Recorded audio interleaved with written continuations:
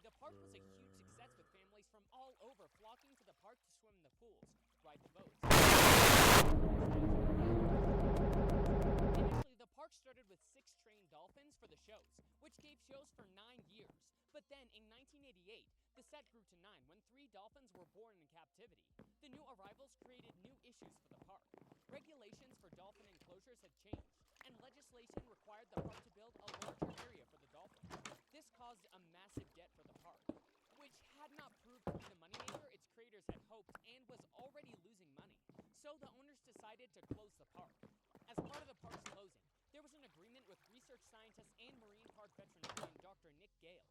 In return for releasing the company from its financial obligation to the dolphins, they gave him permission to attempt to reintroduce the wild dolphins and their captive-born offspring back into the wild. The adult Atlantis dolphins had been performing in captivity for almost a decade, and the captive-born juveniles had never hunted in the wild, so this was a difficult task. The dolphins struggled. They quickly lost weight. The group structure broke up. One of the juvenile dolphins was reported to be visiting resorts, trying to interact with people, and nearly beaching itself in the process. Ultimately, 3 of the dolphins proved to be incapable of living in the wild. They were recaptured and taken to the aquarium of Western Australia. The fate of the other dolphins is unclear.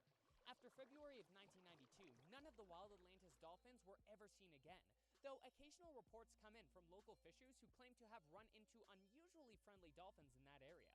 The rest of the park was left completely abandoned. This led to vandalism, so most of the park was covered in graffiti, had destroyed walls, and many of the ocean statues were in an awful condition. And having the empty pools and buildings, the park had a desolate environment. In 2011, a petition started going around calling for immediate action from the owners of the park to restore the site.